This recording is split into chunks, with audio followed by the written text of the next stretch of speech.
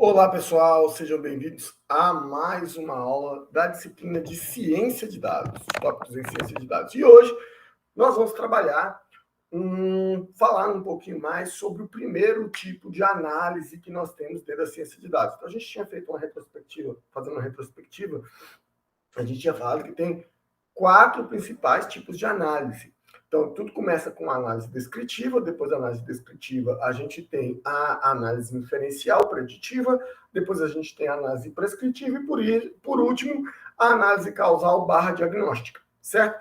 Mas tudo começa com esse primeiro tipo de análise, que é a análise descritiva. Então, a análise descritiva, ela é um tópico por si só bastante complexo, porque a análise descritiva, ela depende de cada tipo de dados. Então, a gente vai ter um tipo de análise descritiva para dados estruturados e transversais. Você vai ter outro tipo de análise descritiva para dados estruturados longitudinais. Você vai ter um tipo de análise descritiva para dados não estruturados, e aí pode ser dados não estruturados de imagem, de som, cada um deles vai ter um tipo de análise descritiva específica. Hoje, nós vamos focar nossas atenções na análise descritiva e, muito mais ainda, na análise visual de dados estruturados não longitudinais, ou seja, dados transversais, dados que são independentes, né, cujas as amostras são independentes entre si, certo? Não tem como a gente abordar toda a complexidade de todas as técnicas de análise descritiva, mas nós vamos fazer de forma que um guia para que vocês possam ter uma noção maior para poder navegar em outras técnicas que não serão abordadas aqui especificamente nesse curso.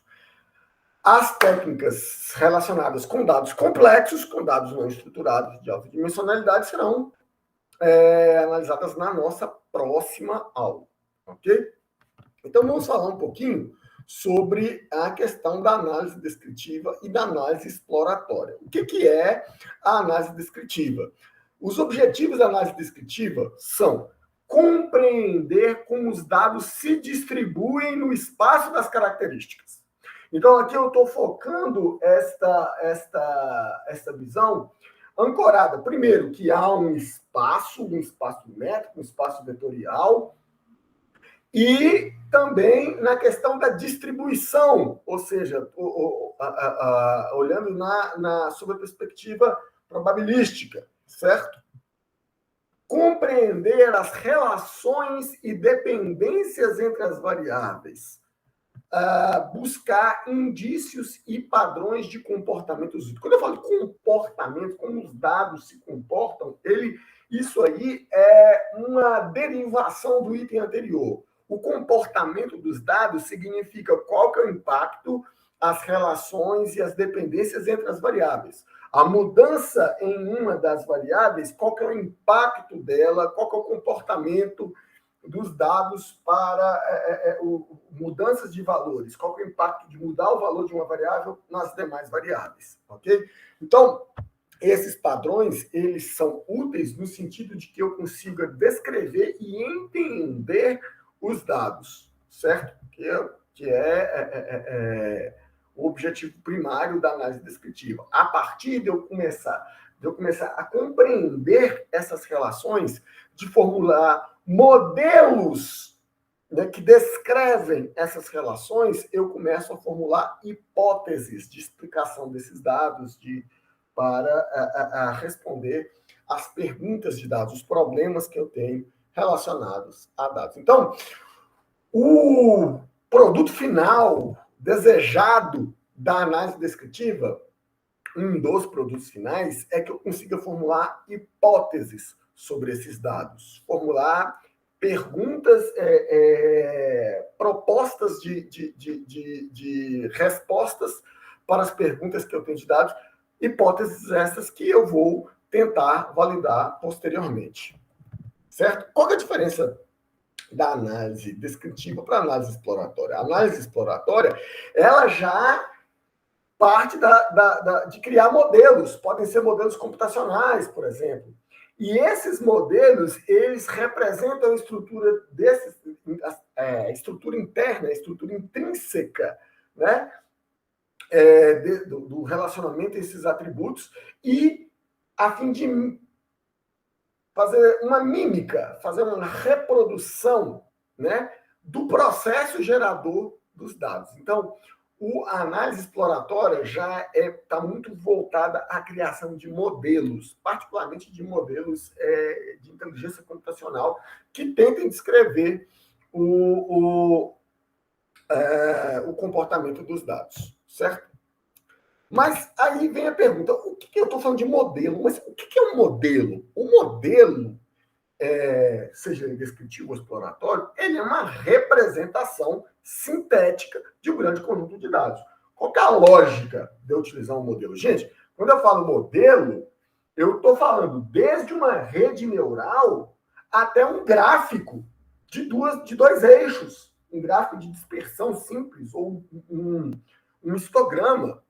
Um gráfico, ele é uma representação sintética, uma representação resumida de um grande conjunto de dados. Toda e qualquer representação que sintetize aquele grande volume de dados, mas que contém a mesma informação de forma sintética, mas que represente todo aquele volumoso conjunto de dados, é um modelo. Ok? Então, a ideia do modelo é exatamente isso: sintetizar, representar todo aquele conjunto grande de dados de forma compacta, de forma sintética, certo? Isso é um modelo. Então, nós temos modelos estatísticos, que pode ser desde estatística descritiva, quando você pega lá uma distribuição de dados e me fala qual que é o valor máximo, mínimo, a média, desvio padrão, ou então, pegando, por exemplo, o percentil 25, a mediana e o percentil 75, isso aí são modelos de estatísticas descritivas, certo? Você está tentando representar todo o volume de dados utilizando um conjunto menor de dados. Então, você tem modelos computacionais que a gente está acostumado, por exemplo, modelos de agrupamento, que são os clusters, árvores de decisão, árvores de classificação, regras de associação, enfim, todos esses modelos computacionais, eles cumprem a mesma função. E, por fim, os modelos visuais, que são gráficos, certo? Gráficos bidimensionais, tridimensionais, modelos OLAP, né, cubos OLAP, que são as tabelas dinâmicas que a gente está acostumado, todos esses são modelos visuais que são utilizados dentro da grande tarefa da análise descritiva, certo? Então, senhores, eu acabei repetindo que não é uma informação diferente. Dentre esses modelos, ainda posso ter essa outra categorização, que eu tenho modelos estáticos, né, que mostram a estrutura dos dados, que são modelos numéricos, como as estatísticas descritivas, ou modelos visuais, como o gráfico, mas ele é uma informação estática, e eu tenho modelos dinâmicos e comportamentais, né, que são, por exemplo, modelos matemáticos, equações de regressão, ou de equações de regressão logística, ou modelos lógicos procedurais, como a árvore de decisão.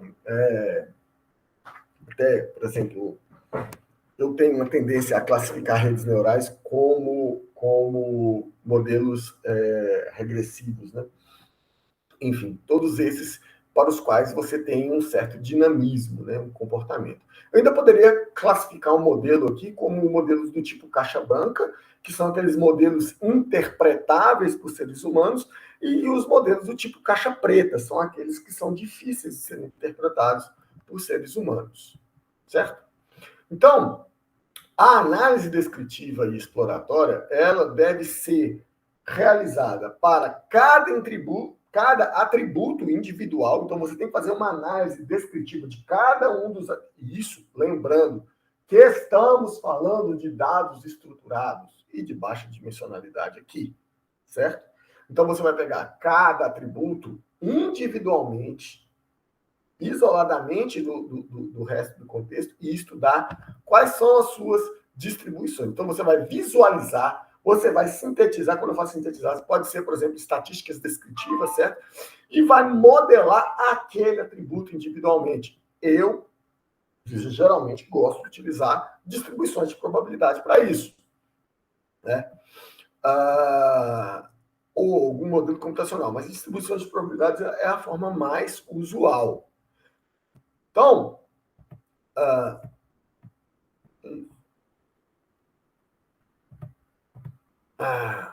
para isso, aí a gente vai utilizar análise univariada, análise estatística multivariada, que são as estatísticas convencionais que a gente já conhece: média, desvio padrão, mediana, máximo, mínimo,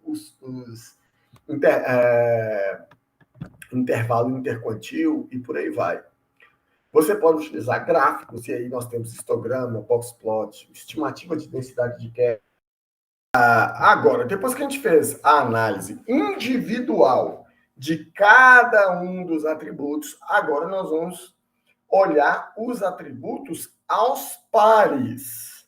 Nós vamos fazer cada combinação de atributos aqui e visualizar esses atributos em conjunto. O que eu quero fazer aqui? Eu quero, na minha parte de síntese, de análise visual de cada parte dos atributos, ver qual que é o relacionamento entre os atributos, se existe alguma dependência entre esses atributos, qual que é o grau de impacto e de comportamento conjunto desses atributos. Então, eu vou visualizar, eu vou sintetizar e eu vou modelar. Qual que é a ferramenta de síntese que nós vamos utilizar aqui? Basicamente, a análise bivariada que vem lá da estatística. Então, nós vamos pegar estatísticas como correlação, covariância, né? Correlação que é a covariância normalizada, informação mútua, para tentar medir a dependência entre as variáveis, ok? E aí eu tenho inúmeros gráficos, como gráficos de dispersão, densidade, estimação de densidade conjunta, gráfico de radar, gráfico de coordenadas paralelas. Apesar de que o radar e coordenadas paralelas funcionam melhor quando eu vou visualizar os dados como um todo, né? Em conjunto. Por fim, aí eu vou analisar o conjunto de todos os atributos. O que é o conjunto de todos os atributos? Então, eu primeiro olhei um por um, depois eu olhei eles em pares, agora eu vou olhar eles todos ao mesmo tempo. E esse todos ao mesmo tempo é que, às vezes, que vai ressaltar o comportamento, os padrões mais significativos dos dados. Mesmo script, visualizar todos eles em conjunto, sintetizá-los e modelá-los, ok? Então, para passar por tudo isso aí, a estatística tem um conjunto de análise multivariada, né? Que aí você pega análise fatorial, a ANOVA, tem uma série de ferramentas. E principalmente gráficos, né? Gráfico de radar, gráfico de coordenadas paralelas. Eu esqueci de colocar aqui, por exemplo, ferramentas de redução de dimensionalidade são muito importantes, como, por exemplo, a PCA, o TSNE. O PCA nós vamos ver hoje, o TSNE nós vamos ver na nossa próxima aula, quando a gente estiver falando sobre dados complexos, ok? Para além dessas ferramentas descritivas tradicionais que a gente está falando, uma nova tendência de análise surgiu nos últimos anos, não tem nem 10 anos, que uma nova tendência de análise surgiu, que é o TEDA, que é o Typicality and Eccentricity Data Analysis. O que é o que fala o TEDA? A gente não pode confundir, porque geralmente o TEDA ele é conhecido também como EDA, que é Empirical Data Analysis, ok? Mas não vamos confundir o TEDA/EDA, né, Empirical Data Analysis, com o Exploratory Data Analysis, ok?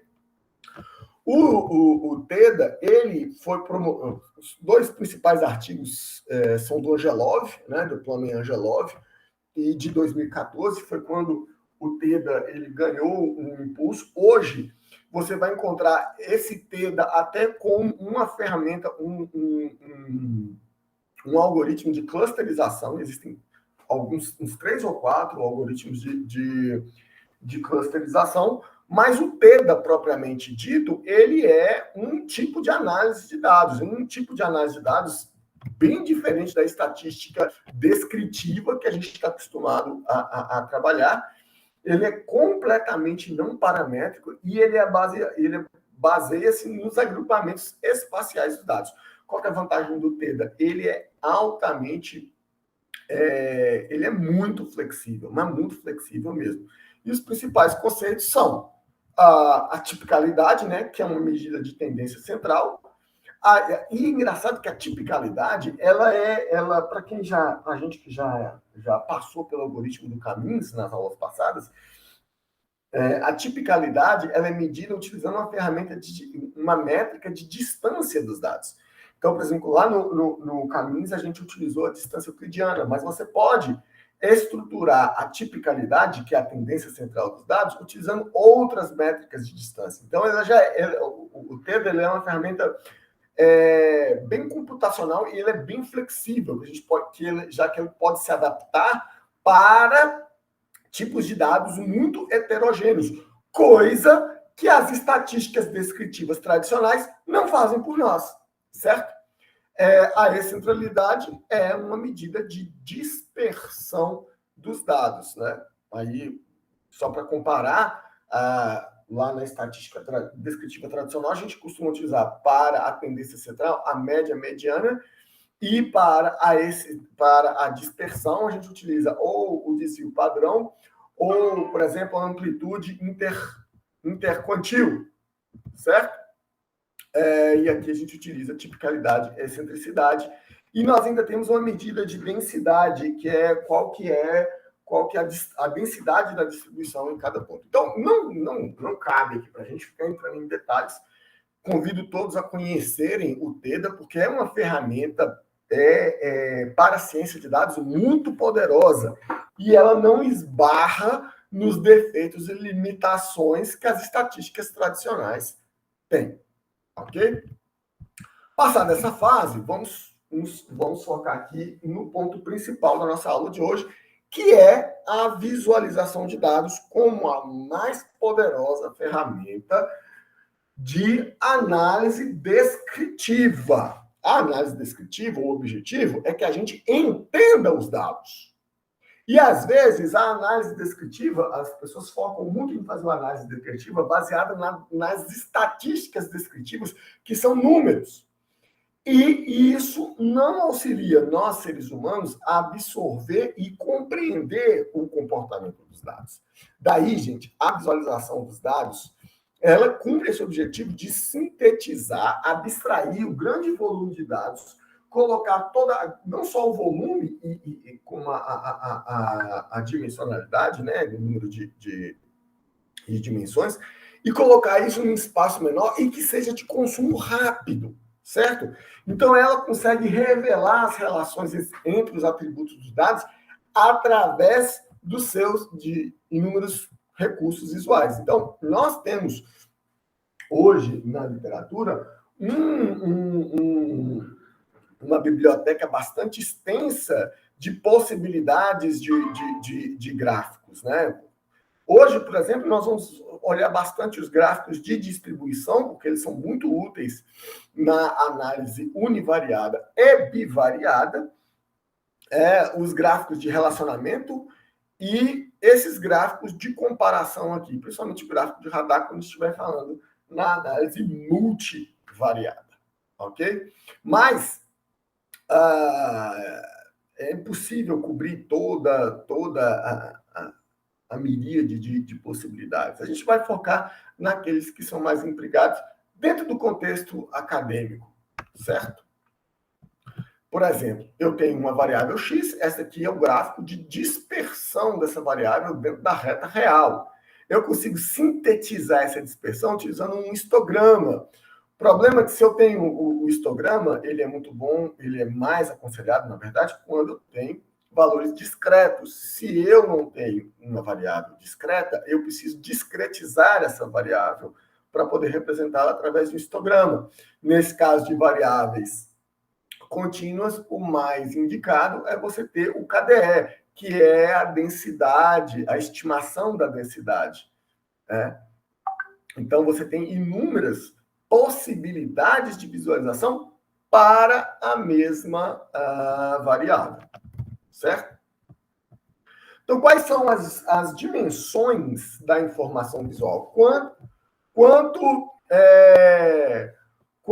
de informação que eu consigo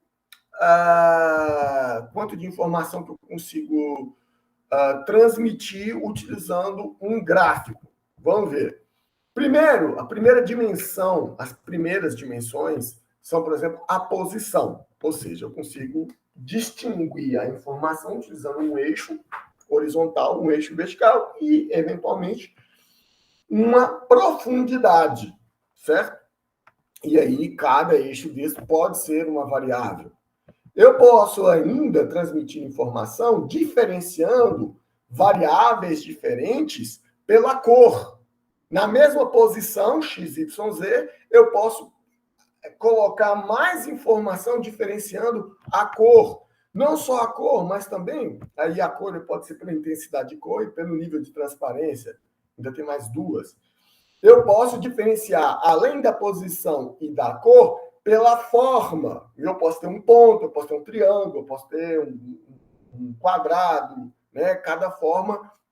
E aí, obviamente, a forma você tem que associar a uma variável discreta, certo?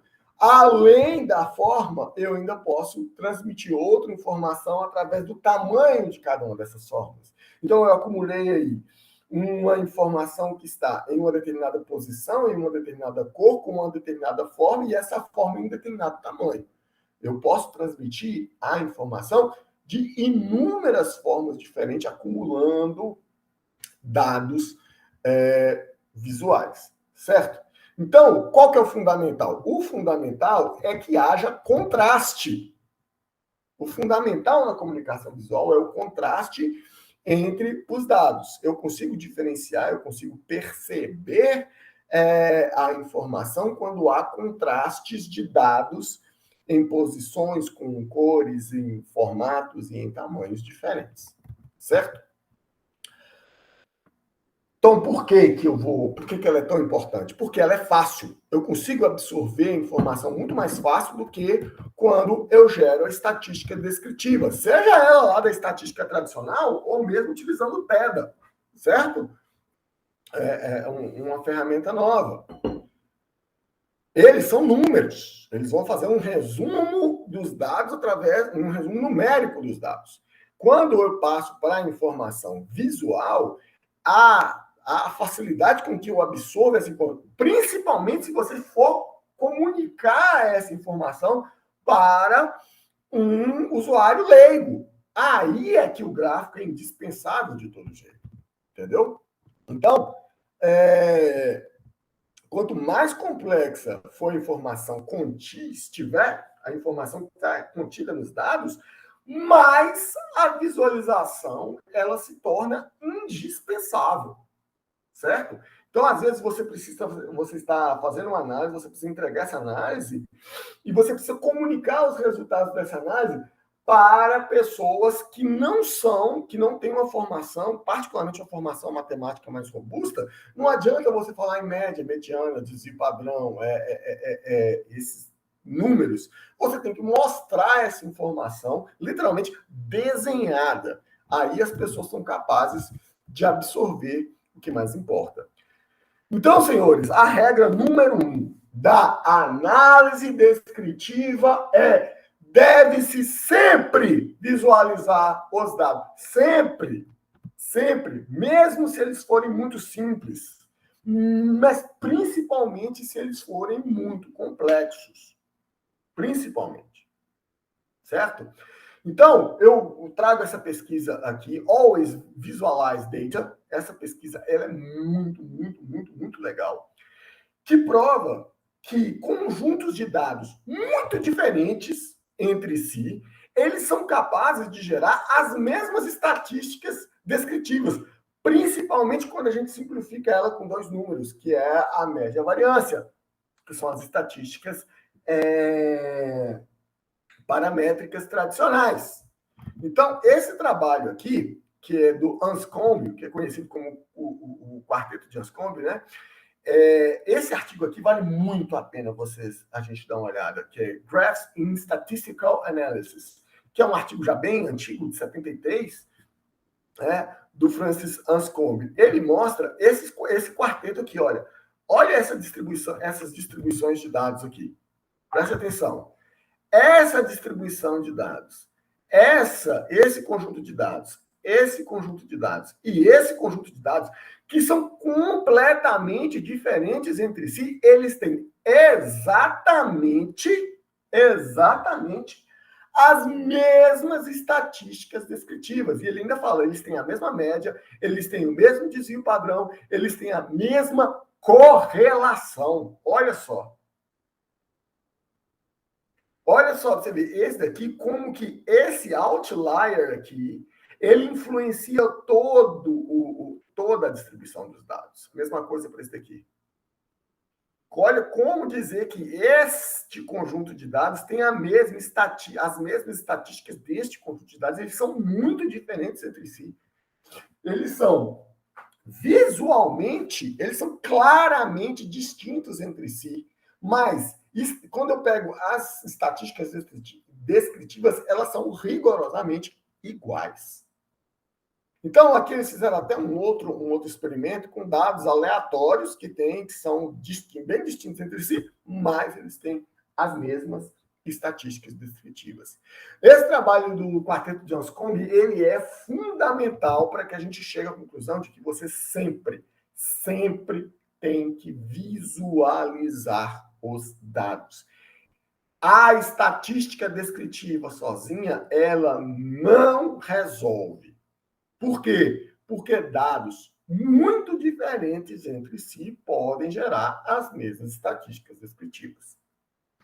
Esse trabalho ainda tem uma versão até mais radical, que é esse trabalho aqui do Matejka e do Fitzmaurice, né? Same stats, different graphs, generalizing datasets with varied appearance and identical statistics through simulated annealing. Ele colocou um algoritmo de otimização, né, de inteligência computacional, que é o recozimento simulado ou simulated annealing, certo? Para gerar conjuntos de dados que são muito diferentes entre si, mas são capazes de gerar as mesmas estatísticas. O legal disso aqui é que esse é um trabalho do grupo de pesquisa da Autodesk, né, a empresa que faz o AutoCAD, e eles têm esse site aqui, que vale muito a pena a gente dar uma olhada, que é um site deste trabalho. E nesse site dá para você fazer as simulações, né, as simulações dos dados. Deixa eu terminar de carregar aqui. Same Stats, Different Graphs é o mesmo artigo. Ele foi apresentado na Conferência de Fatores Humanos em Sistemas Computacionais de 2017. Olha essa animação aqui. Todos esses conjuntos de dados aí têm exatamente as mesmas estatísticas. Tá vendo? Até esse Velociraptor ali. Se você pega esse círculo concêntrico, essa estrela, conjunto de linhas horizontais, conjunto de linhas verticais, um X, todos esses dados têm rigorosamente as mesmas estatísticas descritivas. E são conjuntos de dados absolutamente diferentes entre si. Então, essa figura aqui ela é interessante. Deixa eu ver se eu consigo colocar ela numa nova página aqui, Open New Tab, para a gente vê-la de perto. Aqui. Exato. Então, você pega o dinossaurozinho, esse conjunto meio aleatório, conjunto de linhas inclinadas em um sentido, inclinadas em outro sentido. Essa estrela, duas linhas verticais, duas linhas horizontais, várias linhas horizontais, várias linhas verticais, um círculo, dois círculos concêntricos, um X, um conjunto. Todos eles têm a mesma valor de média, 54,26, no eixo X. todos têm a mesma média no eixo Y, todos têm o mesmo desvio padrão no eixo X, todos têm o mesmo desvio padrão no eixo Y, e todas têm exatamente a mesma correlação entre o X e o Y. Entenderam a questão? Então, se eu pegasse conjuntos de dados tão diferentes como esse e olhasse só as estatísticas descritivas, eu chegaria à conclusão de que são exatamente o mesmo conjunto de dados. E não são. Eles são conjuntos de dados muito diferentes entre si. Por isso que nós sempre temos que visualizar os dados.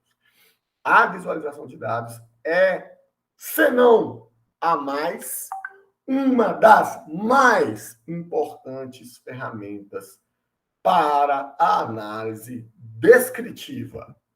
Ok? Então,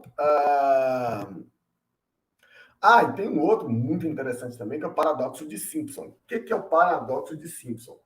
São dados que possuem algum tipo de agrupamento, né, e os dados são fortemente influenciados por esse agrupamento. Então, se esses dados, particularmente quando você não analisa esses dados, e aí você vai partir daquela análise que eu falei, cada coluna, cada variável vai ser analisada individualmente primeiro.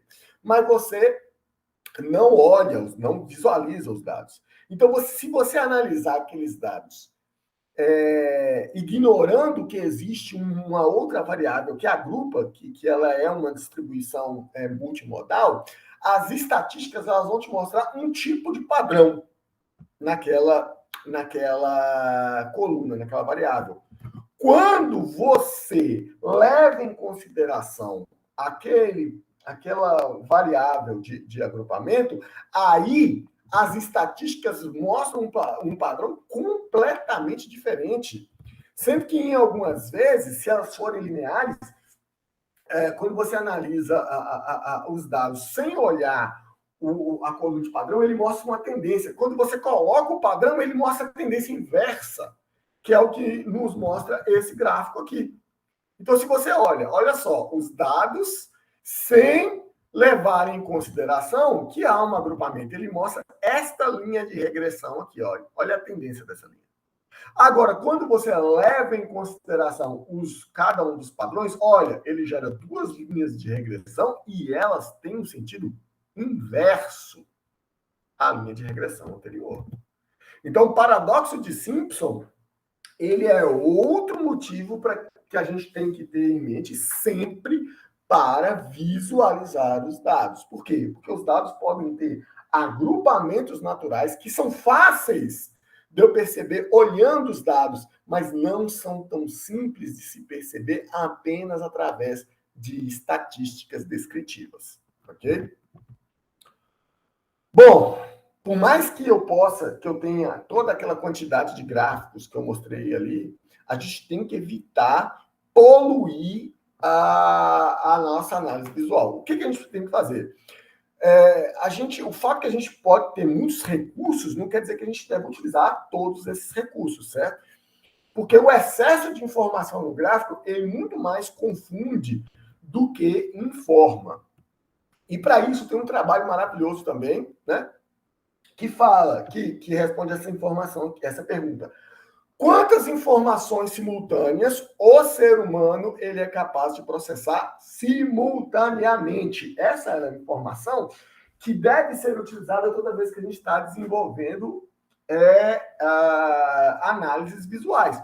Qual a quantidade de cores que eu vou colocar num gráfico para evitar a poluição desse gráfico? Então, o trabalho do Halford, que é How Many Variables Can Humans Process, que é um trabalho até razoavelmente recente, de 2005. Ele é um trabalho bem legal, inclusive, e ele nos dá as respostas. No máximo 5 variáveis. No máximo 5. O ser humano ele não consegue lidar com mais de 5 variáveis simultaneamente. E ele fala assim, no máximo 5. O número de conforto do ser humano é 3, certo? E pelas variáveis que a gente, pelos recursos que a gente analisou anteriormente, você vai ver, a gente tem duas posições, x, y, mais a cor, mais o formato, mais o tamanho, a gente consegue representar em um gráfico as 5 dimensões, 5 variáveis simultaneamente. A gente deve utilizar 5? De preferência, não. Ok? Dito isso, pessoal, eu gostaria de passar para fazer a parte prática desta aula de hoje. Como eu falei para vocês anteriormente, a gente vai utilizar a linguagem Python, certo? Para a gente fazer uma análise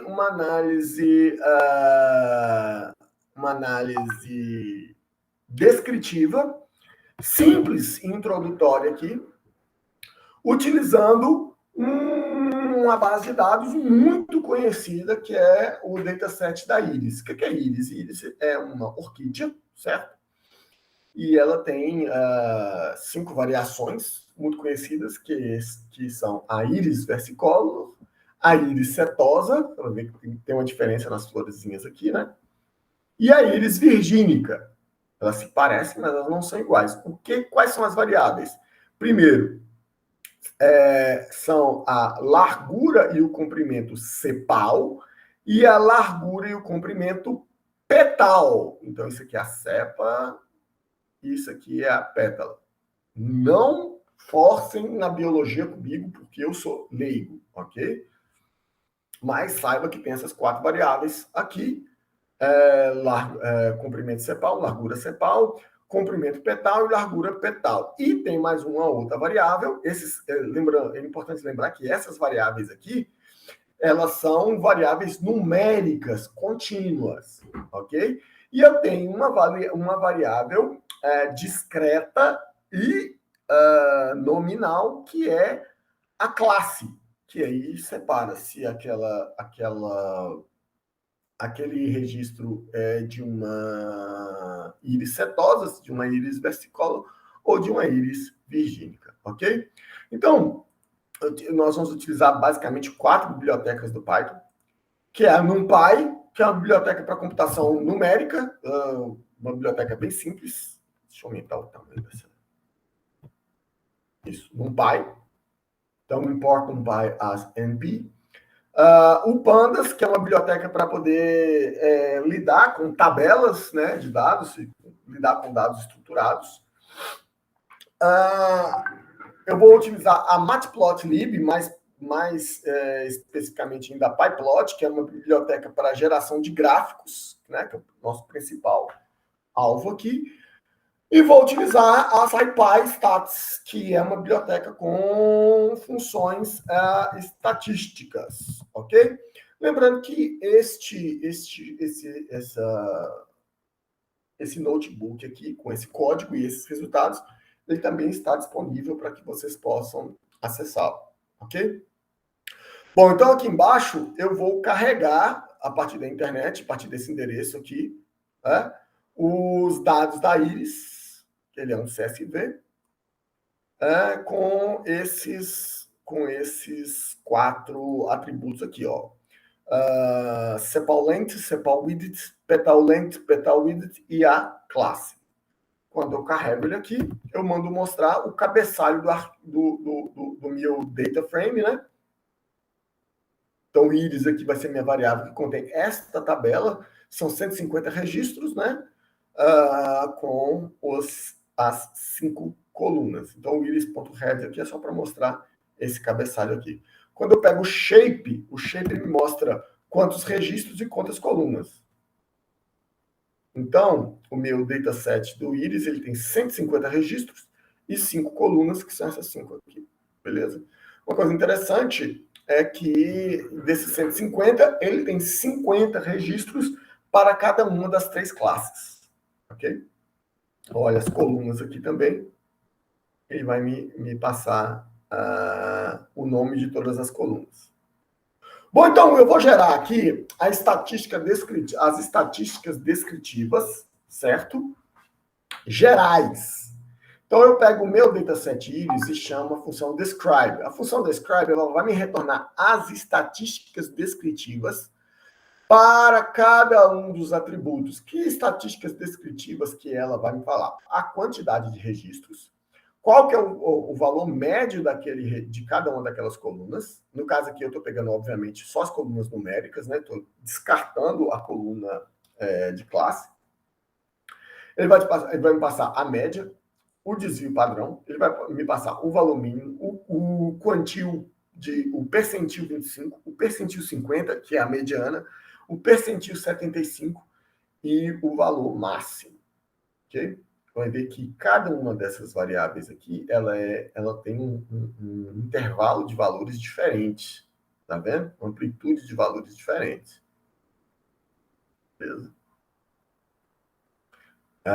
Eles têm médias diferentes entre si e desvios padrões diferentes entre si. Então, cada um deles tem a sua própria estatística descritiva. O que isso aqui significa para a gente? Pouco, muito pouco. Principalmente porque eu estou olhando o íris aqui e não estou simplesmente descartando a questão das classes. Ele tem 3 classes diferentes. Então, eu vou pegar aqui o mesmo e vou fazer um filtro aqui, ó. Quando eu abro esse colchetes aqui, eu vou fazer um filtro. Eu vou pegar esse dataset íris, a coluna de classe, e eu quero só os registros cuja coluna de classe seja igual à classe íris sedosa. Certo? Aí, depois disso, eu vou chamar aqui o describe. Eu poderia fazer isso, olha, vou colocar aqui o TMP. Essa minha variável TMP, ela vai receber o resultado desse filtro aqui, olha. Eu vou pegar o meu dataset íris, certo? Mas eu vou filtrar só pelos registros cuja a coluna classe seja igual a íris setosa. E aí, o TMP, o resultado desse filtro, eu vou chamar o describe, para ele me dar as estatísticas descritivas. Aí vocês podem ver aqui, olha, que agora eu só tenho 50 registros. Aqui no total tem 150, lembrando? Aqui a minha média já mudou para 5, 3, 1 e 0, sendo que a outra média era 5, 3, 3 e 1. Então eu já percebi aqui que o comprimento petal e a largura petal, eles são bem distintas da média geral. Bem distintas da média geral. Se eu só pegar a íris setosa, se eu pegar a íris virgínica aqui, eu vou fazer a mesma coisa, só que aqui embaixo. Abrir uma nova célula aqui. Íris versicolor. Eu gosto muito desse nome. Versicolor. Versicolor. Vou fazer um filtro diferente agora. Ele também tem 50. Agora, olha só que interessante. A média, filtrando pela íris versicolor, a minha largura pental e o meu comprimento pental, a média passou a ser 4 e 1. Olha aqui a da setosa, que é 1 e 0,2. 1,4 e 0,2. E aqui ela passa a ser 4,2 e 1,3. A média do comprimento e largura pental é 5,9 e 2,7. A da outra aqui é 5,0, 3,4. Então, você já percebe claramente que há uma diferenciação entre as classes aqui a partir das estatísticas descritivas. Só que elas são um negócio meio árido de se perceber. Vamos plotar, vamos visualizar. Então, a primeira coisa que a gente vai chamar é o histograma. Eu vou chamar aqui uma variável, vou chamar dentro da minha variável lá, que contém o dataset, né, que é a íris. E vou falar assim, olha, eu quero só a coluna de comprimento cepal. Vou chamar a função .plot.hist e ele vai me dar o histograma desta variável isoladamente.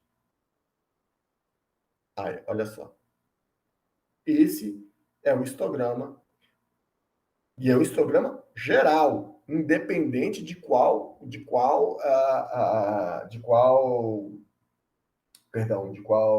classe é. Então, eu posso plotar aqui. Então, aqui eu vou fazer o seguinte. Eu vou criar um novo plot, né, um novo gráfico. Só que eu vou colocar aqui, olha. Vou até diminuir isso aqui. Ele vai ter 4 linhas e uma coluna, certo? 4 linhas e uma coluna. Aqui eu tenho o eixo, aqui eu tenho a figura. Então, eu vou fazer um for aqui, passando pela lista das colunas. Esse enumerate aqui, ele vai associar um número para cada nome de coluna. Então, aqui eu vou ter o contador da coluna e o nome da coluna, ou seja, do atributo. Se esse atributo for diferente de class, porque o class, obviamente, não vai gerar histograma, né? Certo? Aí eu vou chamar o íris, filtrar por aquele atributo, pelo nome do atributo, né? Lembra que eu peguei a minha figura, dividi ela em 4 linhas e em uma coluna. Então, eu vou falar assim, olha, o contador aqui vai ser o número da linha. Então, o eixo vai ser AX e o número da minha linha.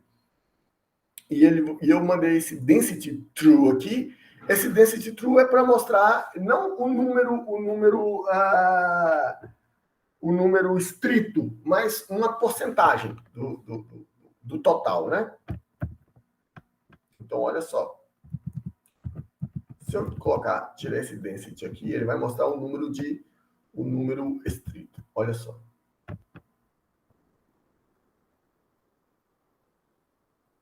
Aí. Então, aqui estão as densidades para cada uma das variáveis, né? Cepal-length, cepal-width. Você vai ver que esse daqui, cepal-width, por exemplo, ela é unimodal, ela tem um pico aqui, ó, um pico só. Mas o comprimento petal, ela é multimodal, ela tem um pico aqui e depois um pico aqui. A cepal-length também, ela na verdade, ela é multimodal. Isso aqui é erro de... Ela tem tudo para ser multimodal, né? De ter vários picos. Né? Mas, no fim das contas, quando a gente faz a densidade, ela fica com um pico só. Essa daqui não, ela é claramente multimodal e essa daqui, o comprimento petal, é claramente multimodal. Tem 2 picos com um vale bem grande aqui entre elas. Então, a multimodalidade, ela é um indicador forte de que há um agrupamento. Certo? Então, esse é o primeiro indício que eu tenho de que há um agrupamento ali. Beleza. Uma outra forma de visualizar isso é através do box plot. Então, aqui eu estou vendo estou literalmente desenhando a distribuição. Aqui no box plot, ele vai me dar uma noção mais da distribuição. Então, eu tenho aqui o valor de essa pontinha aqui é 0,5 da distribuição, o percentil 0,5. Esse do ponto de cá é o percentil 95. Essa cabecinha aqui do box plot é o percentil 25. Esse daqui é o percentil 75. E aqui nós temos o percentil 50, ou a mediana. Então, aqui eu tenho uma distribuição completa dos dados. Tudo que está abaixo disso aqui e acima disso aqui, a gente considera outlier. Certo? Então, aqui eu tenho 90% da minha distribuição aqui dentro, sendo o centro, o core da distribuição, o corpo da distribuição, está aqui dentro desse quadrado. Aqui, a minha mediana. Bacana da distribuição de box plot é que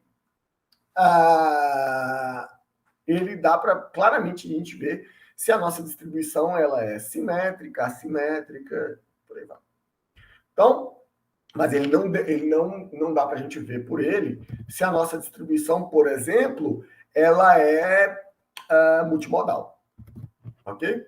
Então, aqui eu vou fazer o box plot. Vou fazer a mesma coisa que eu fiz no outro. Eu vou associar aqui, eu criei uma função chamada histograma geral, em que eu ponho o histograma na parte de baixo, certo? Aqui, olha só, eu criei uma figura, é uma figura só com uma coluna e uma linha, beleza? Só que eu separo um eixo do histograma, olha só que legal. Eu tenho esse eixo aqui, que vai ser o eixo de baixo, que é o meu histograma, tá vendo?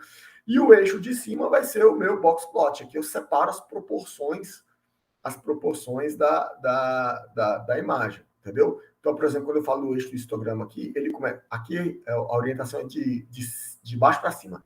Então, ele começa no 0, 0 aqui, ele ocupa 100% da largura e ocupa só 70% da altura. Então, ó, 0, 0, 100% da largura, 70% da altura. Já no box plot que está aqui em cima, eu pego, ele começa aqui no 0 também, né? Só que na 0,7 aqui na altura. Aí ele vai ocupar 100% da largura e só 30% da altura. Aí eu dividi esta janela, eu consegui plotar aqui o meu histograma embaixo e coloquei o box plot em cima. Aí eu consegui duas informações.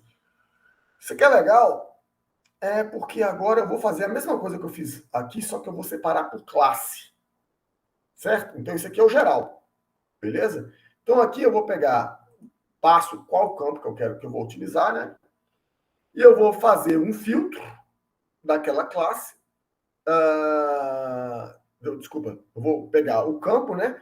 Mas vou filtrar aquele campo para cada uma das classes e mostrar o geral. Então, para o CEPAL-LENS, por exemplo, olha só. Eu tenho o geral, a distribuição geral é essa. Mas olha como que é a distribuição do comprimento pedal só para a classe íris setosa. Ela é uma distribuição toda centrada aqui, olha.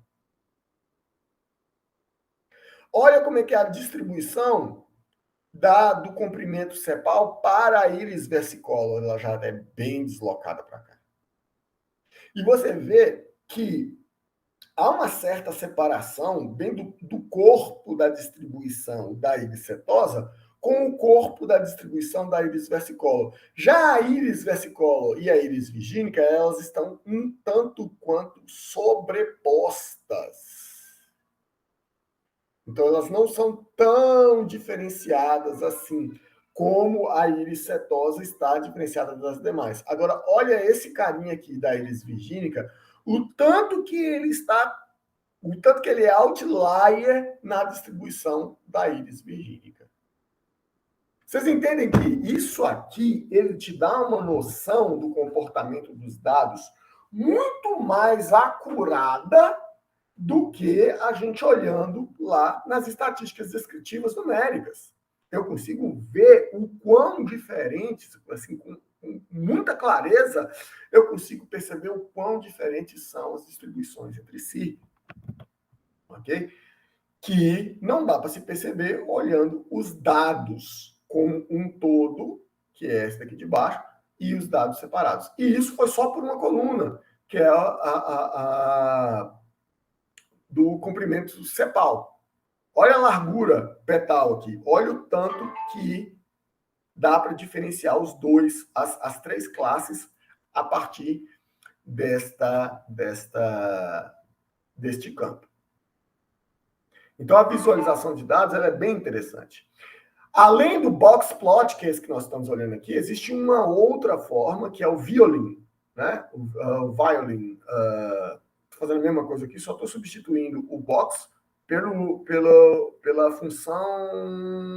Cadê? Violin plot. Tá aqui, violin plot. O outro lá é box plot, esse aqui é violin plot.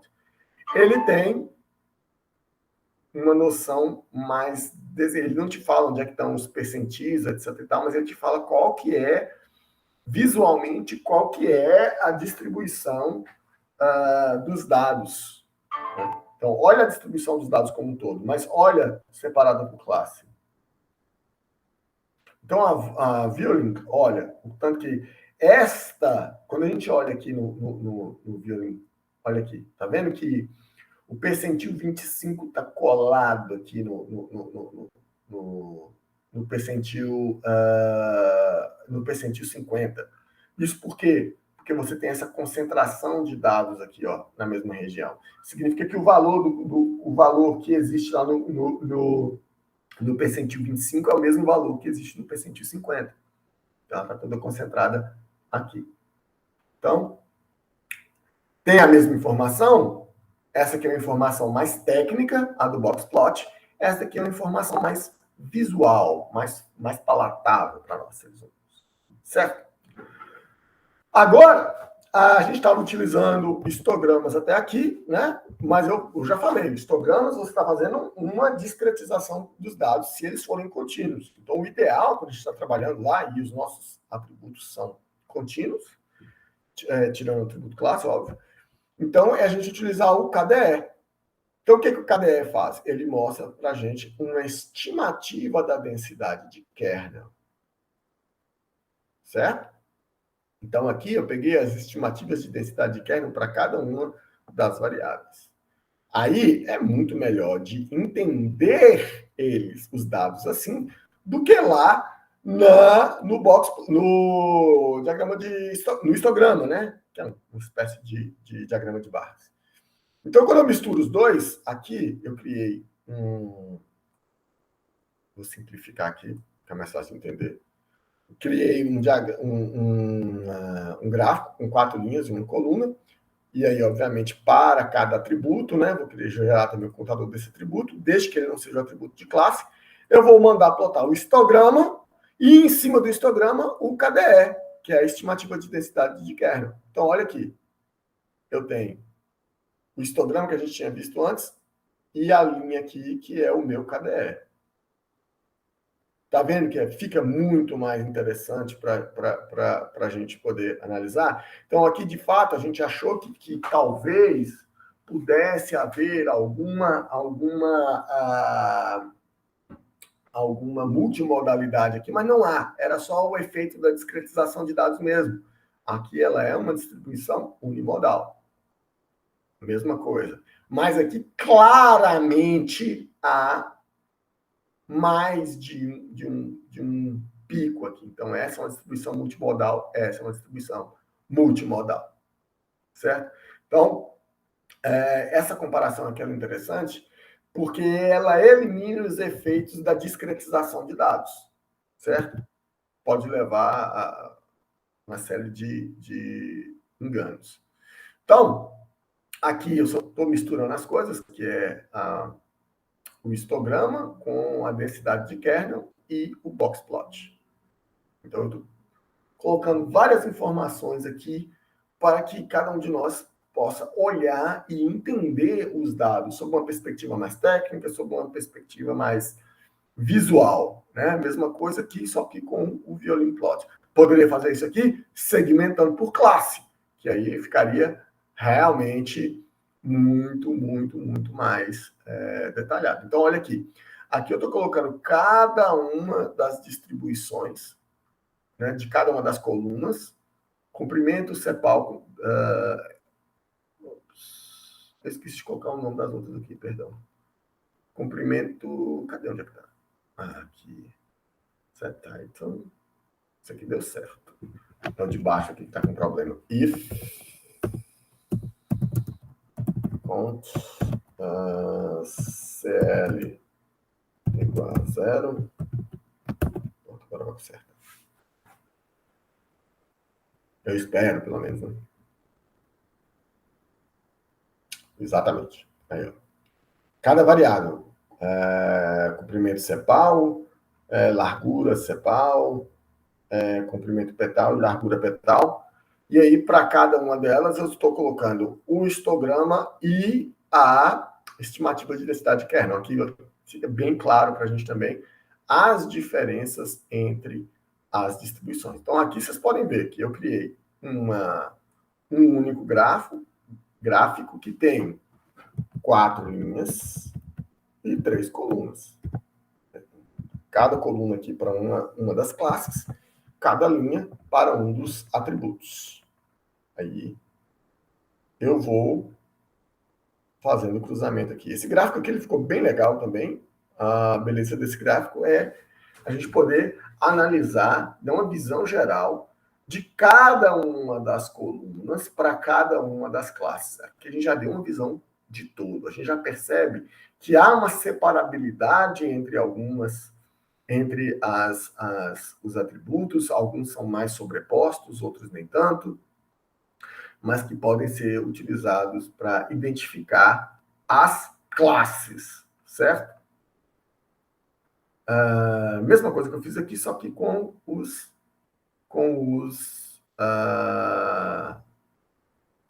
box plots. Aqui eu inverti, né? Eu tenho uma linha para cada classe e aqui uma coluna para cada atributo. Então aqui você aqui já consegue ver, ó, olhando pelos box plots, a diferença das distribuições internas de cada classe. Então, o legal disso aqui, o que, que eu fiz isso aqui? Eu olhei os dados como um todo, eu dei uma visão geral dos dados, das distribuições internas de cada distribuição, mais segmentadas por cada uma das classes. Aí eu percebi que as distribuições internas de cada uma delas são bem diferentes entre si, quando eu levo em consideração a classe. E aí é o que a gente tinha falado anteriormente, o paradoxo de Simpson. Então, agora nós vamos passar para olhar os dados em conjunto. Eu faço um pequeno pré-processamento aqui, que é o seguinte: eu faço uma cópia do dataset do Iris e eu vou acrescentar uma, duas, três colunas, que vai ser 0 ou 1, só para filtrando de qual classe cada uma daquelas lá. Isso aqui é para poder facilitar na hora de gerar um gráfico aqui embaixo, certo? Então, eu vou fazer um gráfico de espalhamento, um scatter plot, e esse aqui vai ser um gráfico bem grande, ó, 4 linhas, 4 colunas. E aí eu vou separando pelas cores, né? Vou plotar, espalhar os gráficos, os dados lá no gráfico, sempre de duas em duas variáveis. Então, eu estou sempre olhando as variáveis aos pares, de duas em duas, colocando a íris setosa como azul, a íris versicolor de vermelho e a íris virgínica de verde.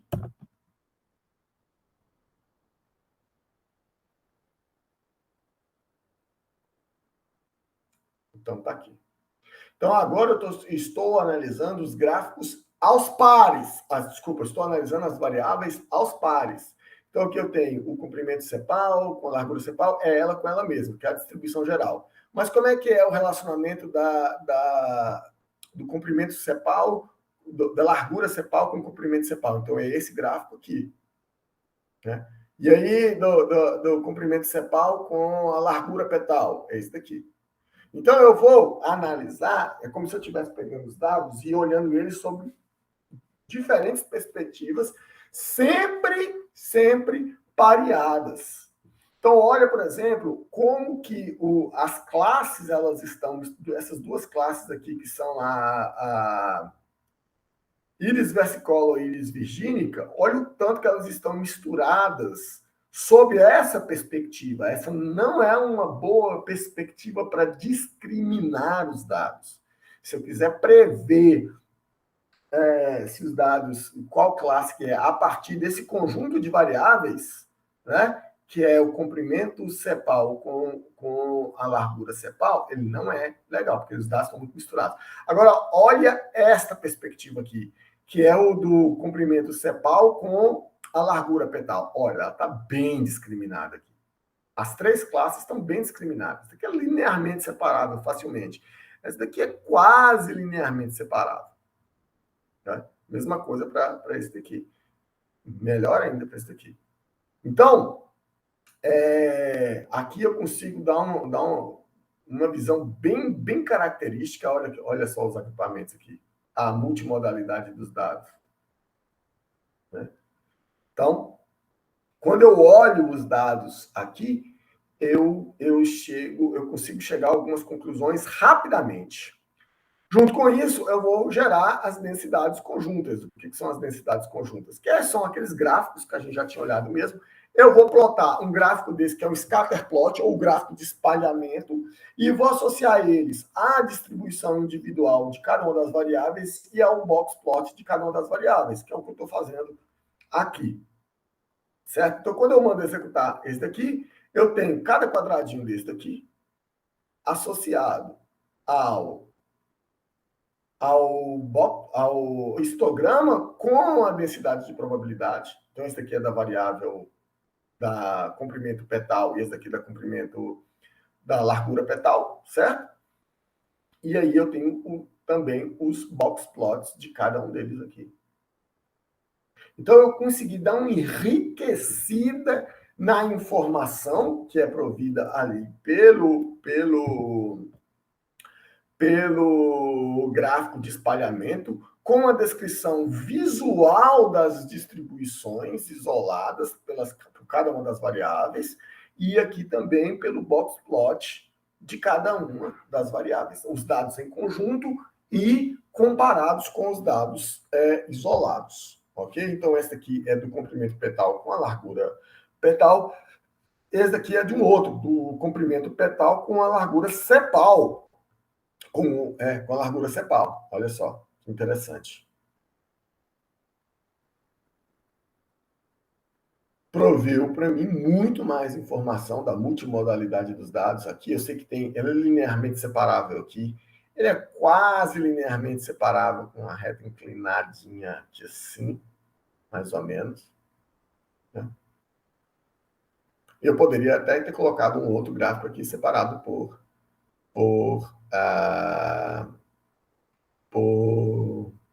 classes, certo? Eu ainda tenho como separar, e esse código aqui é bem complexo, eu não vou deixar para vocês estudarem ele com mais calma, certo? Que é colocar uma mancha da densidade dos dados. Então, aqui, essa mancha aqui, ela vai dizer onde que os dados são mais densos e onde eles são mais dispersos, ok? É uma forma também de estimação de densidade de probabilidade, mas uma estimação de densidade de probabilidade bidimensional. Ok? Bom, pessoal. Tem mais uma aqui que eu sempre esqueço, que é esse daqui, que eu esqueci, é hexagonal, XBIM. BIMs hexagonais. Ele é legalzinho também.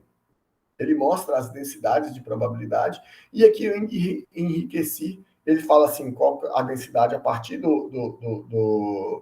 da cor, né? E a localização dele em cada eixo, e a densidade a partir da cor. E ainda enriqueci com 2 histogramas laterais, um isolado de cada variável. Beleza. E se eu quiser olhar mais de uma variável ao mesmo tempo? Se eu quiser olhar todas as variáveis ao mesmo tempo. Então, eu vou abrir uma outra aqui, possibilidade, que é scatter plot scatter plot com todas as variações.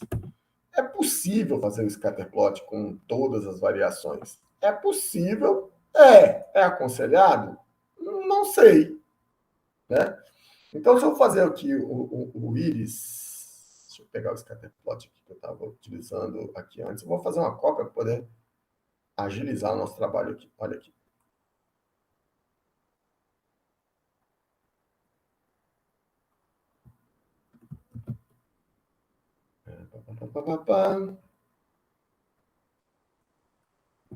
Isso aqui é só a X mesmo. A X. Que vai ser o meu eixo, né? Quando eu falar X, é sempre o eixo. Vou copiar outro aqui também, porque eu tô com pressa.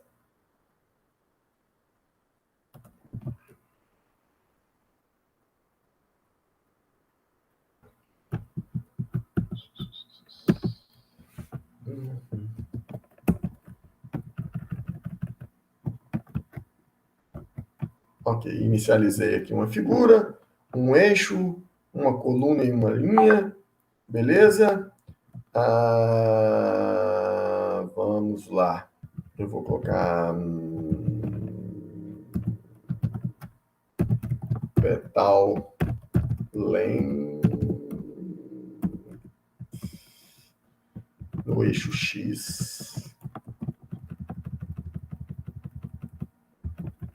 E vou colocar sepal length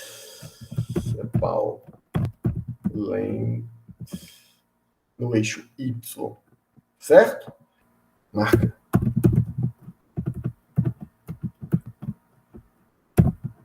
O que vai acontecer com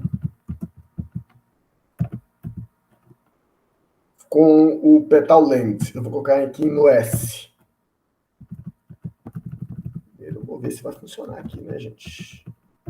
O S vai ser... O S aqui é de tamanho. O meu marcador aqui vai ser um asterisco. Ou vai ser uma bola. Pronto, um círculo. Deixa eu ver se isso aqui vai funcionar certinho. Não, deu um errinho. Qual erro? Marker, não é maker, não. Marker. Marker.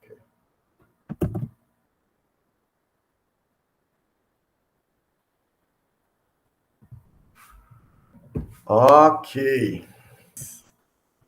50 aqui para dar um tamanho maior.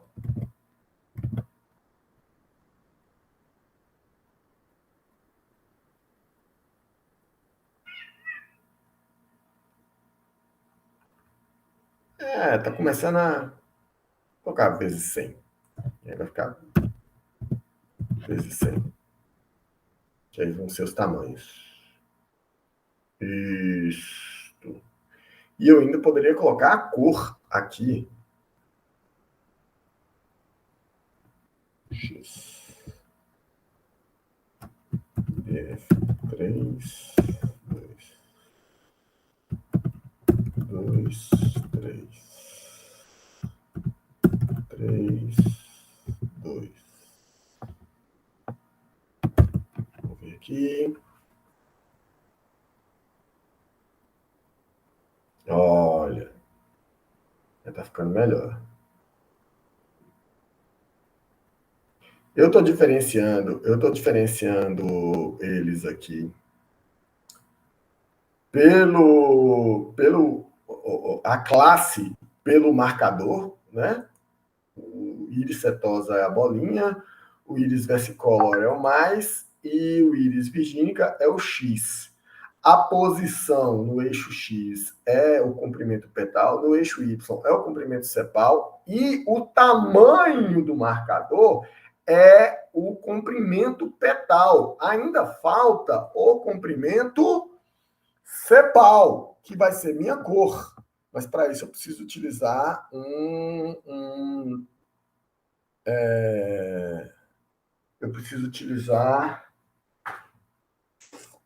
eu preciso utilizar um color map.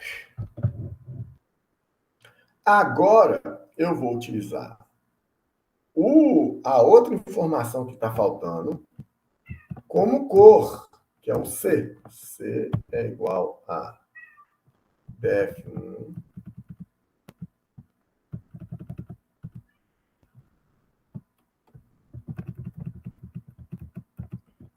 que é o Sepal Widget. Sepal Widget values vai ser minha cor. O CMap vai ser, sei lá, blues.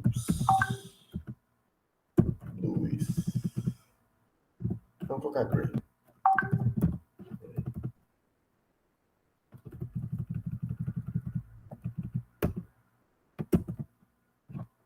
Vamos ver se vai dar certo aqui. Ó, funcionou.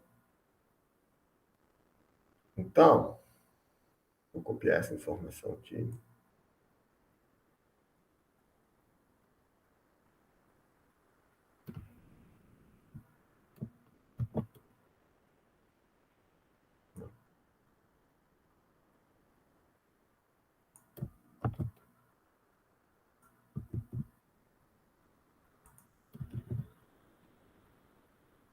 df3, df2.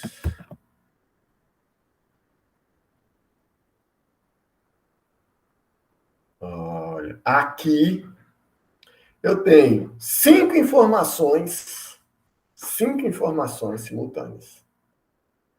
Eu tenho no eixo X, eu tenho o comprimento petal. No eixo Y, eu tenho comprimento sepal. O tipo do marcador, se ele é uma bolinha, se ele é um mais ou se ele é um X, é a classe. O tamanho desse marcador, que é o S aqui, ó, é a largura petal, e a cor, a intensidade de cor é o comprimento, é a largura sepal. Entendeu? Então, aqui eu tenho 5 informações ao mesmo tempo. Poderia até mudar, ao invés de colocar esse color map aqui, colocar um mapa de cores mais divertidos. Matplotlib color maps. Color map references. Aqui. Deixa eu ver isso aqui. Esse mais coloridão aqui tá melhor, ó. E esse daqui, turbo. Turbo me parece bom. Eu sei que mais pro azul é o valor baixo. Jet.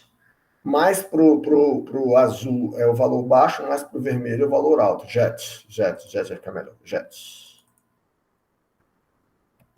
Já vou mudar todos aqui. Jet.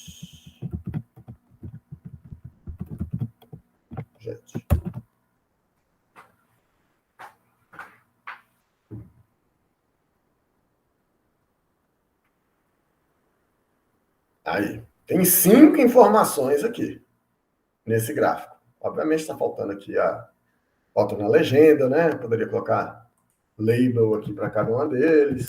Label igual a setosa.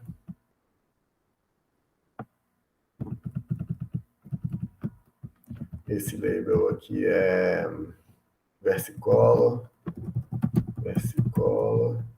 Esse label aqui vai ser virgínica.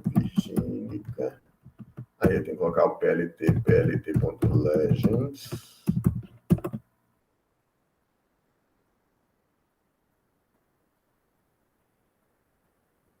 Tá aqui a legenda do tipo, né, da classe. E só que ainda está faltando o color bar, plt.colorbar. Acho que é só isso. Onde é que eu utilizei color bar aqui? Aqui, ó, color bar. Color bar, cores.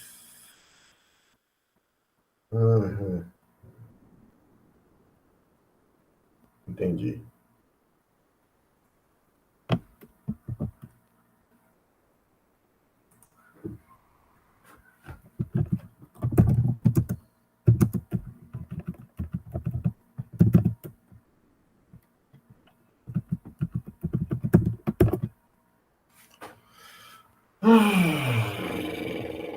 Parece que agora foi. Ó, deu. Eu tenho aqui a descrição do que é cada uma das cores, né?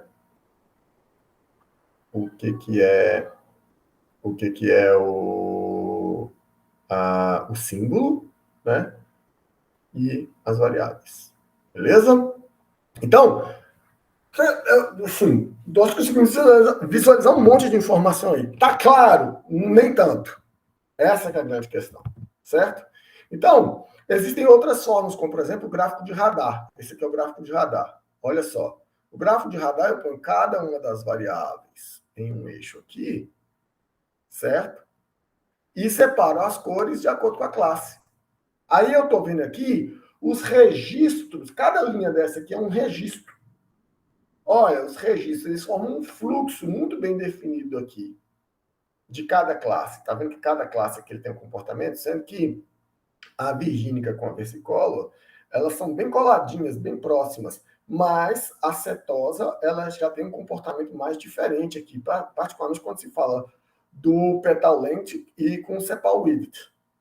A mesma coisa é com o gráfico de coordenadas paralelas, que já tem aqui automaticamente aqui no Pandas também. No paralelo coordinate, eu separo aqui, ó, e setosa, você vê que ela tem um fluxo muito... Cada linha dessa aqui é uma das variáveis. Tá vendo? Eu tenho aqui sepal width, petal length, petal width. E aí ele vai com cada linha dessas, um dos registros. Aí os registros, eles vão formando esses fluxos. E eu consigo separar pela cor aqui quem é quem. Eu poderia colocar mais informação aqui, se eu tivesse outras informações.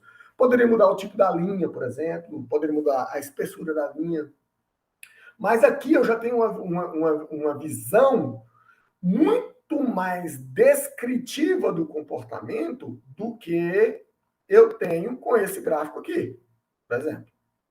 Que tem informação demais, mas não me diz tanta coisa a informação não é tão fácil de absorver quanto a informação que está aqui no gráfico de radar e no meu predileto, que é o gráfico de coordenadas paralelas. Então, nesses dois gráficos, o que eu estou olhando? Eu estou olhando todos os atributos simultaneamente. Ok?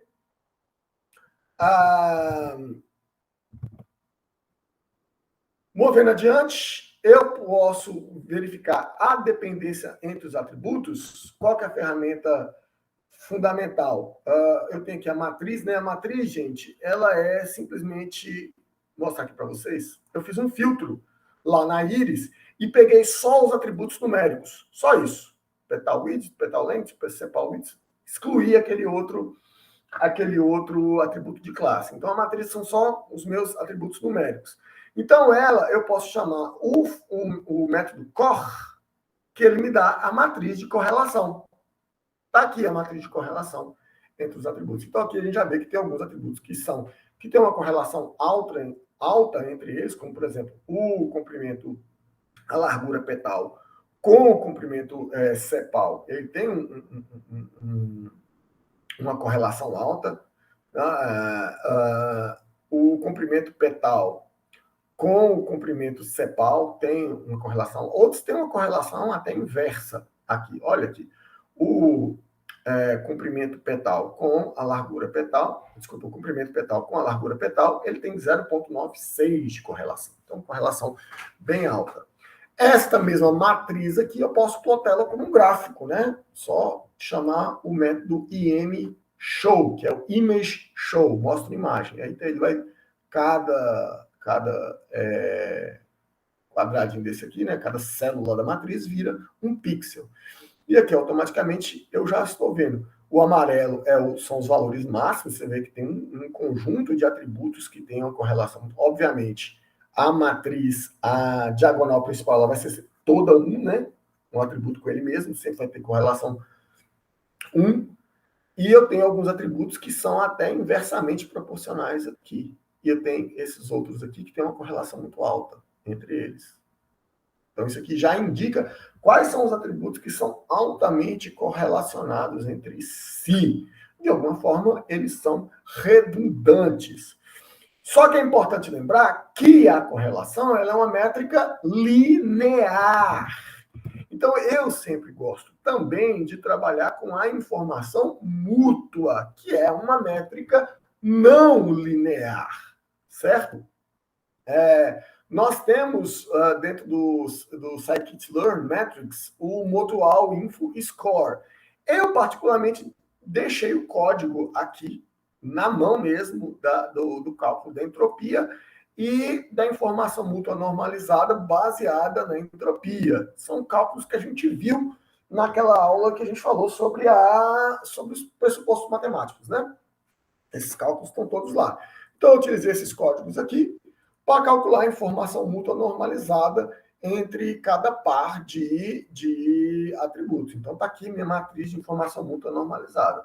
Lembrando que uma significa que elas compartilham 100% da informação, e abaixo disso, quando chega em 0, significa que elas são completamente independentes entre si. Lembrando que a correlação vai de -1 a 1, mas a informação mútua é de 0 a 1. Então, quando eu ploto esse gráfico aqui, na forma de uma imagem, a gente chega nessa informação. Se você comparar este daqui com este daqui, você vai ver que uma informação bem parecida, certo? Porém, ela é mais detalhada. Aqui, nesses outros lá, eles tinham uma correlação altíssima, e essa daqui é uma correlação linear altíssima entre o comprimento sepal e a largura petal, por exemplo. Aqui, não linearmente, ela já não é tão expressiva assim, ok? Mas esses daqui que eles já tinham dado lá correlação inversa, eles mantiveram esse comportamento. E os outros aqui que tinham uma correlação linear muito alta, aqui ele é uma correlação não linear média, certo? Aqui na casa entre o ponto 6 e o ponto 7, esses dois aqui. Beleza? Outra forma de a gente fazer, só que a gente está analisando essas correlações aqui entre os atributos numéricos. E quando a gente coloca os atributos não numéricos na jogada, Aí, como eu já falei anteriormente também, a gente tem o teste do Q quadrado. O teste do Q quadrado, só para lembrar vocês aqui, ele tem duas hipóteses. Ele vai analisar, dado dois atributos quaisquer, ele vai analisar se esses atributos eles são independentes entre si, a partir daquela lei da probabilidade, que duas distribuições são independentes se a probabilidade conjunta for igual à multiplicação das probabilidades marginais, né? Então, ele vai comparar a distribuição empírica com essa distribuição teórica. Se elas forem significativamente diferentes, então a minha hipótese alternativa está aceita, né? Que ela difere significativamente dessa distribuição teórica. Do contrário, a minha hipótese nula, ela é aceita, de que elas são independentes entre si. Então, o teste do Q quadrado já está aqui no Scikit-Learn, certo? Tem um pacote lá chamado Feature Selection, que tem esse teste do Q quadrado. Aqui nós estamos analisando para o nível de significância padrão, cujo alfa é igual a 0,5, certo? Nós vamos chamar a matriz de valores para a classe, comparar só a matriz dos valores numéricos e comparar com as classes, certo? Ele vai retornar os valores de teste e os p-valores. Os p-valores é o que me interessam aqui agora. Só vou verificar se o p-valor é maior do que 0,5. Se ele for maior do que 0,5, significa que a minha hipótese nula foi aceita. Ou seja, os dados são independentes entre si. Do contrário, eu rejeito a hipótese nula e aceito a hipótese alternativa de que os dados não são independentes. Ok? Quando eu executo esse teste aqui, ele vai falar assim, olha, que a minha hipótese alternativa foi aceita para largura petal, para o comprimento petal, para a largura cepal e para o comprimento cepal. Então, todas as variáveis numéricas, elas não podem ser ditas que são independentes daquela variável categórica que é a classe. A gente poderia até fazer um teste simples aqui, que é introduzir. Mas isso vai dar um... Não, tá aqui não.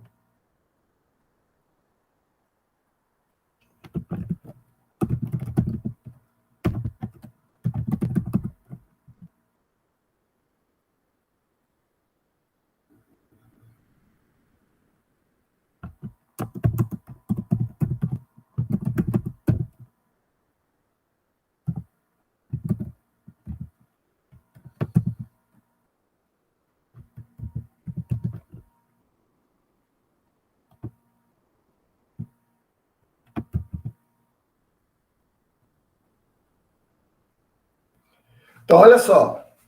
Eu acrescentei um valor, 150 valores aleatórios aqui na minha matriz de dados. Eles não são os dados originais. Isso é só para provar o que eu estou falando sobre o teste. Então, eu coloquei esses valores, 150 valores aleatórios aqui, e quando eu executei o teste novo, adivinha só, H0 foi aceita para a minha coluna random, que eu acabei de criar. Ou seja, ele aceitou a hipótese nula de que esses valores aleatórios aqui, eles são independentes dos valores da coluna classe, que a distribuição deles ela é equivalente, a distribuição conjunta entre esses dois valores é equivalente à distribuição teórica de quando os dois valores são completamente independentes entre si. Então, olha só, H1, a minha hipótese alternativa de que os dados não são independentes, ela foi aceita para todas as outras colunas. Só para a coluna que eu acabei de criar, de valores aleatórios, que a minha H0, de que a hipótese de que os dados são independentes, ela foi aceita. Beleza? Isso é o teste do Q quadrado. Mesma coisa, nós vamos proceder aqui para o teste F, que é o teste de análise de variância. Então, a análise de variância, ele já testa o seguinte, olha, será que a média condicional, distribuição condicional desses valores, dada cada uma das classes, ela difere significativamente da média geral da distribuição, ignorando a classe? É isso que o teste de análise de variância faz. Então, eu vou fazer a mesma coisa aqui. Ele já vem também no Scikit-Learn Feature Selection, ele tem o F-Classif, que é o teste F para nível de significância de 5%. Eu vou pegar só os valores P, mesma coisa. Vamos lá? E aqui, ó, a minha H1, de que existe pelo menos uma das classes, né, KB, para o qual a distribuição conjunta é significativamente diferente das demais. Ou seja, A e B não são independentes. Essa hipótese alternativa é aceita para todas as distribuições. Beleza? Para análise exploratória, pessoal, nós vamos testar. Primeiro, nós vamos trabalhar com a decomposição aqui. O que é a decomposição? Eu vou executar um PCA. Lembrando que a nossa base de dados ela tem quatro atributos numéricos. Eu quero produzir um novo dataset com apenas 2, mas que contenha a mesma informação daquela que contém os 4 atributos numéricos. Então, é isso que o PCA vai fazer. Eu vou chamar o PCA aqui e falar assim, ó, eu quero que você gere uma nova banco de dados para mim, só que só com 2 atributos. E esses 2 atributos, eles vão ter a mesma informação daquele que tem 4. Então, eu chamo 2 atributos e mando ele treinar com a nossa matriz de valores. A partir do momento que ele transforma aqui, e vou mostrar aqui o resultado. Treinando.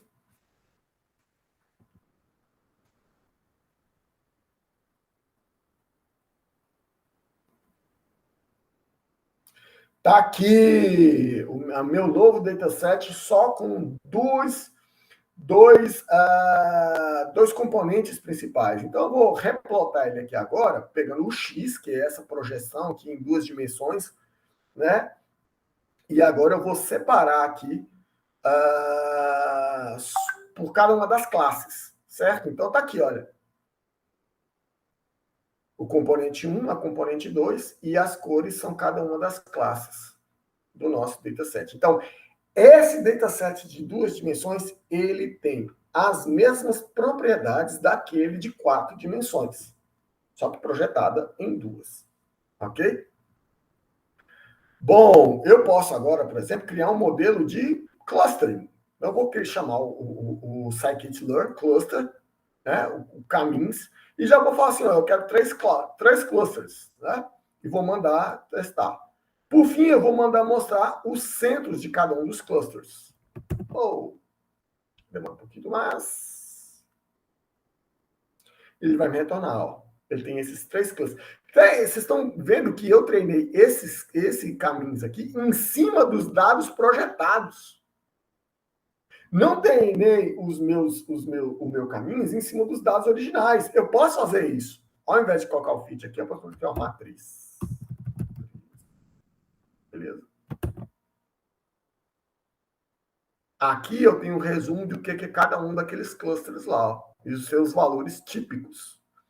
Eu coloquei o X aqui, que são os meus dados projetados no PCA, porque além de ser mais rápido, ele vai traduzir basicamente a mesma informação. Vou plotar aqui, certo?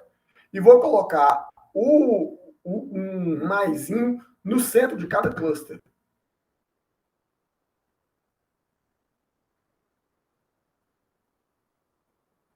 Aqui. Olha os dados da ilicetose. Esse aqui é o primeiro cluster. Olha o segundo cluster. Olha os dados da íris virgínica. Bem centrado no centro do cluster. E o verdinho aqui, os dados da íris versicolor. Bem centrado aqui. Então, isso aqui, lembrando que isso aqui são os dados projetados pelo PCA. Certo? Então, eu criei um modelo que ele é um modelo interessante para entender as regiões significativas dos meus dados. Beleza? Não estou satisfeito, eu quero fazer uma discriminação. Lembrando que esse aqui é um algoritmo não supervisionado. Agora eu quero colocar a classe lá como atributo alvo. Então eu vou chamar aqui o Decision Tree Classifier, que eu vou criar uma árvore de decisão, beleza? Eu vou criar uma árvore de decisão aqui, utilizando os dados originais da Iris lá, ó, tá vendo? Iris.class e a matriz de valores originais. Beleza? Depois eu vou plotar a árvore. Quando eu ploto a árvore aqui, ele vai te falar que assim, ó, o petal length menos que 2, se o comprimento petal for menor do que isso aqui, eu já sei de cara que a classe é iris setosa. Do contrário, eu vou analisar o comprimento petal, se ele for menor ou igual a 1,75. Se for menor, aí eu sei que é iris versicolor. Se for maior, eu sei que é iris virgínica. Então, esse modelo aqui, ele descreveu sinteticamente todo aquele universo de dados que eu tenho lá. Certo? Deixa eu aumentar até um pouquinho o tamanho disso aqui. Beleza? Agora eu vou fazer esse treinamento, só que ao invés de fazer com os dados originais, eu vou fazer com os dados, com o X, que são os meus dados projetados aqui. Então, olha só que legal. Ele consegue discriminar tudo com base apenas no primeiro componente. Com base dos valores do primeiro componente, eu consigo separar se é íris setosa, se é íris versicolor ou se é íris virgínica. Então, só para... Eu plotei aqui os gráficos de violino, né? Violin plot, do componente 1 da íris setosa. Olha só. Então, ele simplesmente passou uma régua aqui e separou. Esse foi o comportamento daquele modelo lá.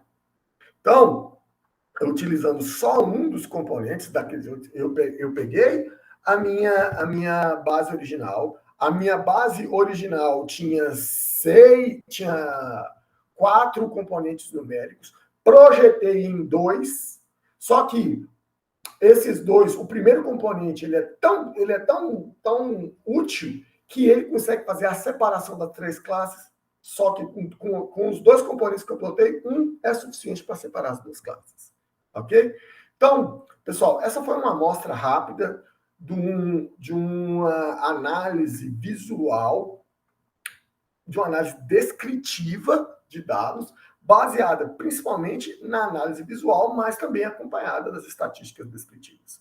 Lembrando que a nossa aula de hoje ela foi focada em dados estruturados e de baixa dimensionalidade. Tudo que nós falamos aqui hoje é aplicável para dados estruturados e de alta dimensionalidade também, desde que você faça a projeção dos dados. Esse PCA que nós fizemos por último, se você fizer a projeção dos dados, certo? Você consegue aplicar todos os outros métodos aqui e interpretar os dados a partir de seus componentes.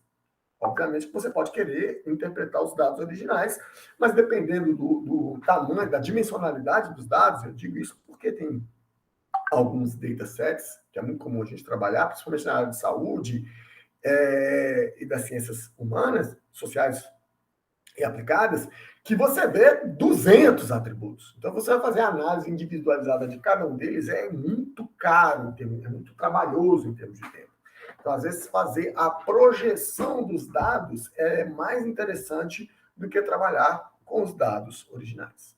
Nas nossas próximas aulas, nós vamos trabalhar com dados complexos, imagem, texto e etc. e tal. Nós vamos falar um pouco sobre as características desses dados e vamos mostrar um pouquinho também de como se trabalha já inicialmente a análise descritiva desses dados. Então, espero que vocês tenham gostado e até nossa próxima aula.